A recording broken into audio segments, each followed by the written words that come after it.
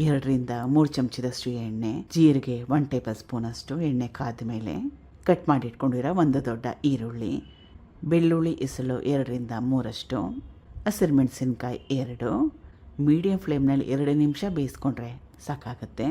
ಇದು ಕಟ್ ಮಾಡಿ ಇಟ್ಕೊಂಡಿರೋ ಕಾಯಿ ಟೊಮೆಟೊನ ಎಣ್ಣೆಯಲ್ಲೇ ಸುಮಾರು ಒಂದು 5 ನಿಮಿಷ ಬೇಯಿಸ್ಕೊಂಡ್ರೆ ರುಚಿಯಾಗಿರುತ್ತೆ.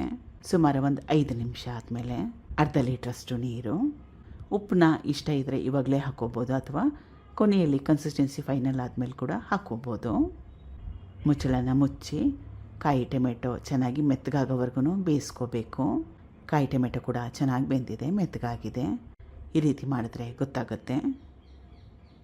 ಇದು ತಣ್ಣಗಾದ್ಮೇಲೆ ರುಬ್ಕೋಬೇಕು. ಇದನ್ನು 1 ಅಡಿಯಷ್ಟು ಕೊತ್ತಂಬರಿ ಸೊಪ್ಪು, ಈಗ ಬೇಯಿಸಿಟ್ಕೊಂಡಿರೋ ಪದಾರ್ಥಗಳೆಲ್ಲ ತಣ್ಣಗಾಗಿದೆ, ರುಬ್ಕೊಳ್ತಾ ಇದ್ದೀನಿ. ರುಬ್ಕೊಂಡಿದ್ದಾಗಿದೆ. ಎಣ್ಣೆ 1 ಚಮಚದಷ್ಟು, ಸಾಸಿವೆ ಸಣ್ಣ ಚಮಚದಲ್ಲಿ 1 ಚಮಚದಷ್ಟು, ಬೆಳ್ಳುಳ್ಳಿ ಎಸಳು 7-8 ಕುಟ್ಟಿಟ್ಕೊಂಡಿರೋದು, ಒಣಮೆಣಸಿನ್ಕಾಯಿ, ಕರಿಬೇವಿನ ಸೊಪ್ಪು. ಕನ್ಸಿಸ್ಟೆನ್ಸಿ ನೋಡಿ ನಿಮಗೆ ಹದ ಯಾವ ರೀತಿ ಬೇಕು ಅಂತ. ಇನ್ನೊಂದು ಸ್ವಲ್ಪ ತೆಳುವಾಗಿ ಬೇಕನ್ನಂಗಿದ್ರೆ ಸ್ವಲ್ಪ ನೀರನ್ನ ಹಾಕ್ಕೊಂಡು ಅಡ್ಜಸ್ಟ್ ಮಾಡ್ಕೋಬೋದು. ನಾನು ನೀರನ್ನೇನು ಹಾಕ್ಕೊಳ್ತಾ ಇಲ್ಲ.